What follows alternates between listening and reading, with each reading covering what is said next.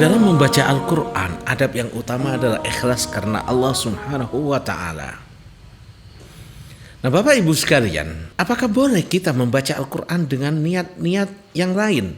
Misal, saya membaca Al-Fatihah agar Allah menyembuhkan sakitku misalkan.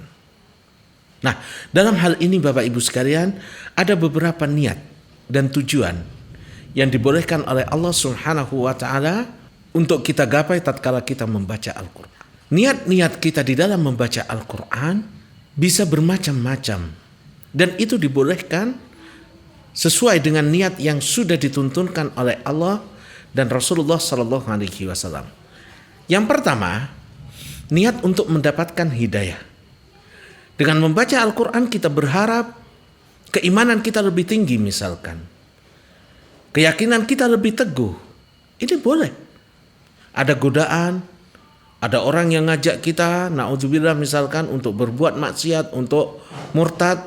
Baca Quran agar kita tambah kuat keimanan dan keyakinan kita. Karena Al-Quran adalah hidayah. Sebagaimana firman Allah Subhanahu wa Ta'ala, Syahrul Ramadan alladzi unzila fihi al-Quran hudan linnas. Bulan Al-Quran adalah bulan yang diturunkan di dalamnya bulan Ramadan adalah bulan yang diturunkan di dalamnya Al-Quran. Hudan linnas, sebagai petunjuk bagi manusia. Al-Quran akan menjadi petunjuk bagi siapa? Bagi orang-orang yang bertakwa. Nah, di bulan Ramadan kita adalah orang-orang yang sedang membangun jalan menuju kepada ketakwaan. Allah Subhanahu wa Ta'ala menjelaskan di dalam Al-Quran, "Dzalikal kitabul la raiba fihi hudal lil muttaqin." Kitab Al-Quran tidak ada keraguan di dalamnya. Petunjuk bagi siapa? Bagi orang-orang yang bertakwa. Dalam ayat lain kita akan mendapatkan bahwasannya seberapa tingginya kehusuan kita dalam membaca Al-Quran, sebesar itu pula lah hidayah yang akan kita dapatkan. Allah Subhanahu wa Ta'ala berfirman, "Yahdi bihillahu man ittaba'a ridwana." Sesungguhnya Allah Subhanahu wa Ta'ala akan memberikan petunjuk dengannya, yaitu Al-Quran, bagi siapa? Orang-orang yang mengikuti keridhaan Allah Subhanahu wa Ta'ala. Allah akan menunjukkan mereka kemana? Ke jalan keselamatan. Barang siapa yang mentadabburi Al-Quran untuk mendapatkan hidayah dan petunjuk darinya, maka Allah akan menunjukkan kepadanya jalan kebenaran. Jadi agar hidup kita ini di jalan yang lurus, maka sering-seringlah membaca Al-Quran, niatkan untuk mendapatkan hidayah dan petunjuk darinya. Yang kedua, kita boleh membaca Al-Quran dengan niat untuk mendapatkan rahmat dan kasih sayang Allah Subhanahu wa Ta'ala.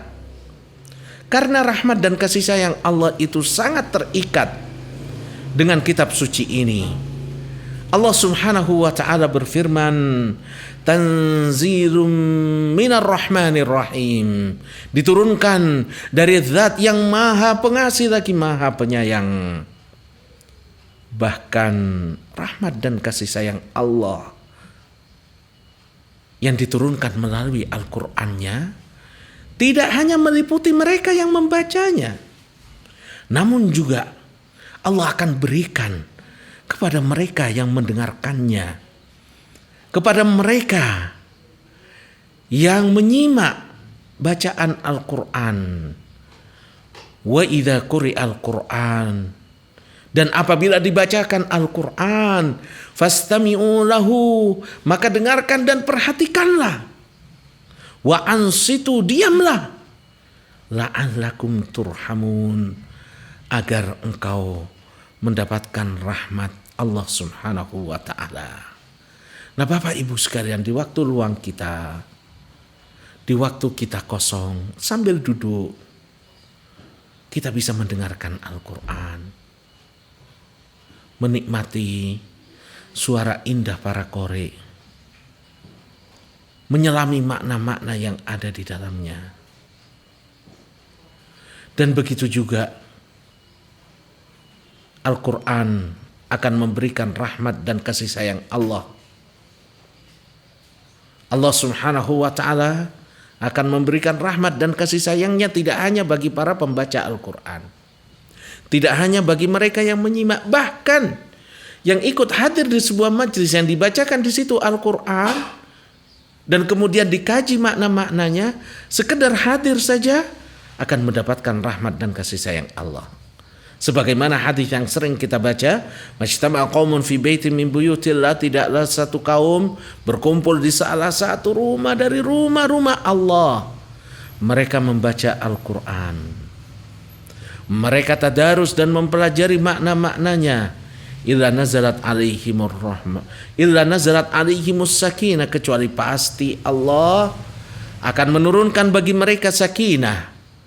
Wa ghasyiyatuhumur rahmah, dan Allah akan meliputi mereka dengan rahmat dan kasih sayangnya. Subhanallah. Perlu kiranya khususnya di bulan Ramadan kita membaca Al-Quran untuk mendapatkan rahmat dan kasih sayang Allah. Kalau kita tidak membacanya, maka dengan mendengarkannya itu juga bisa mendapatkan rahmat Allah, kasih sayang Allah. Kalau kita pun tidak bisa membaca, mendengarkannya, hadirlah di majelis-majelis ilmu, di majelis yang dibacakan Quran. Niscaya kita akan mendapatkan rahmat dan kasih sayang Allah. Yang ketiga, kita boleh membaca Al-Quran dengan niat untuk munajat, berdoa kepada Allah Subhanahu wa ta'ala. Sebagaimana dalam hadis yang memberitahukan tentang Al-Quran itu, atau di dalam salat Allah membaginya menjadi dua bagian, yaitu bagian milik Allah dan bagian milik hamba. Dan itu ada di surat Al-Fatihah yang biasa kita baca. Jadi ketika kita iyyaka na'budu wa iyyaka nasta'in, di sini kita boleh meniatkan, saya membaca iyyaka wa iyyaka nasta'in dan aku memohon perlindungan kepadamu ya Allah. Niatkan untuk berdoa kepada Allah. Maka Rasulullah sallallahu alaihi wasallam kalau ada nikmat beliau berdoa kepada Allah. Ihdinas siratal mustaqim. Niatkan ini untuk doa. Jangan hanya sekedar membaca Quran mendapat 10 kebaikan, 10 pahala. Tapi niatkan juga untuk doa kepada Allah. Niatkan saat ada Rabbana atina fid dunya hasanah. Di juz 2 kita membaca ayat ini. Jangan hanya sekedar membaca. Hadirkan hati kita, qalbu kita. Rabbana ya Allah atina fid dunya hasanah. Berikan kebaikan kepadaku di dunia dan begitu juga di akhirat. Niatkan kita dalam membaca Al-Quran untuk berdoa kepada Allah Subhanahu wa ta'ala. Yang keempat, boleh kita membaca Al-Quran dengan niat untuk mendapatkan kesembuhan atau untuk mengobati dan menyembuhkan orang lain. Allah Subhanahu wa ta'ala berfirman, wa nunazzilu minal Qur'ani ma huwa shifaa, dan sesungguhnya kami telah menurunkan dari Al-Quran apa-apa yang di dalamnya ada penyembuhan, warahmah, kasih sayang, rahmat bagi orang-orang yang beriman. Al-Quran adalah penyembuh dan obat bagi badan kita, sekaligus obat dan penyembuh bagi jiwa kita. Jiwa-jiwa yang sakit dikarenakan banyaknya dosa dan kemaksiatan, kita membaca Al-Quran terutama di bulan Ramadan, niatkan untuk mendapatkan kesembuhan. Kesembuhan dari penyakit-penyakit jasmani, kesembuhan dari penyakit-penyakit rohani kejiwaan. Sehatkan jiwa kita dengan membaca Al-Quran. Boleh kita membaca Al-Quran dengan niat agar jiwa kita, badan kita lebih sehat. Bagaimana kita tidak akan bisa mendapatkan kesembuhan sementara yang kita baca adalah firman Allah Subhanahu wa ta'ala. Al-Hafidh Ibnu Qayyim mengatakan, falam yunzilillahu subhanahu minas sama'i shifaan qattun, belum pernah Allah menurunkan dari atas langit penyembuh atau obat a'am wala anfa, yang lebih bermanfaat dan lebih umum, wala asja'a fi izalatid da'i minal Qur'an, atau lebih ampuh di dalam mengobati penyakit melebihi Al-Qur'an. Jadi Bapak Ibu sekalian, boleh kita membaca Al-Qur'an dengan niat untuk mendapatkan kesembuhan, karena ini sesuai dengan firman Allah Subhanahu wa ta'ala. Di antara keutamaan Al-Quran yang kita bisa